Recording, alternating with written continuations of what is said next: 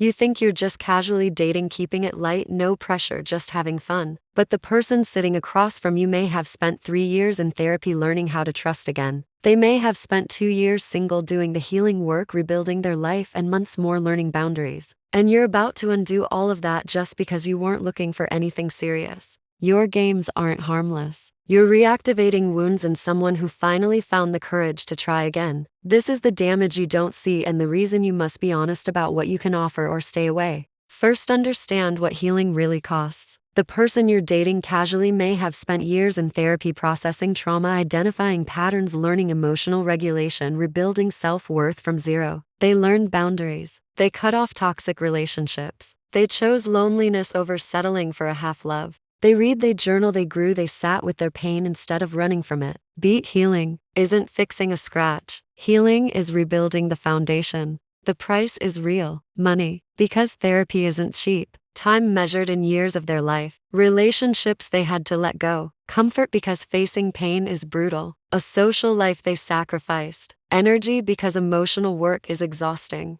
And what did they gain? Self-awareness, healthy boundaries, clear standards, emotional regulation, trust in their judgment, readiness for a real partnership. But here's what nobody says out loud. After betrayal, trying again is brave. After abuse, trusting again is heroic. After heartbreak, opening up again can cost everything. They aren't naive, they're courageous. And here's what you're doing to them, whether you realize it or not. You're reactivating old wounds. When you show interest then pull away, you trigger abandonment fears. When you're inconsistent, you activate anxious attachment patterns. When you aren't honest about your intentions, you collapse the trust they rebuilt. When you're hot and cold, you make chaos feel familiar, like the trauma they survived. When you disappear without explanation, you confirm their deepest belief. No one stays for me. Safety is an illusion. I'm not worth choosing. The impact is cruel. Therapy progress feels erased. Boundaries get crossed. Self-worth gets questioned again.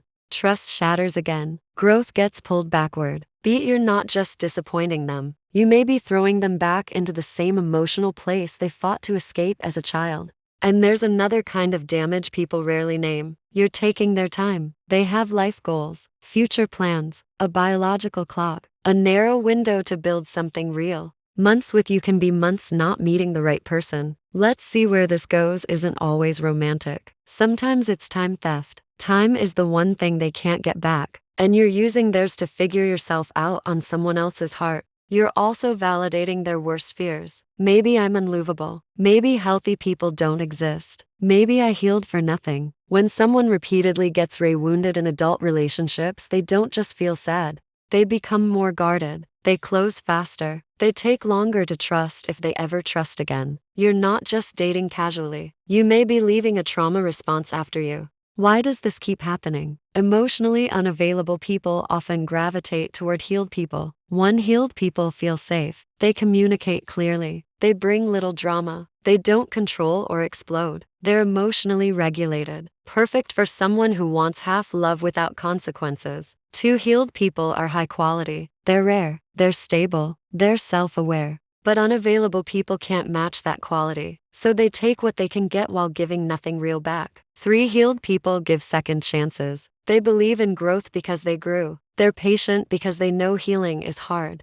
Society normalizes it. Keep it casual gets praised. Commitment gets mocked as too serious. Not ready becomes a socially accepted shield. But the truth is, one person was ready, one wasn't. And the ready person pays the price. So what should happen instead? If you're not ready, say it on day one. I'm not in a place to offer what you deserve. Date people with the same capacity as you. Do your own healing before entering someone else's life. Don't hide behind "let's see where this goes." Don't use "I wasn't looking for serious" as an excuse 6 months later. The ethical baseline is, I'm not ready for a relationship. I'm working on myself. You deserve someone who can show up fully. That's not me right now. I hope you find them. And if you're the healed person, protect your progress. Screen early. Ask what they want on the first date. Watch behavior, not words. Leave at the first sign of ambiguity. Don't date potential. Date reality. You're not wrong. They're just not ready. Common red flags of unavailability. I'm not looking for anything serious. Let's see where this goes. Hot and cold behavior. avoiding labels, no future planning, still attached to an ex, keeping you out of their real life, breadcrumb communication. The boundary you need is, I did too much work to accept crumbs. If you're not sure, I'm out.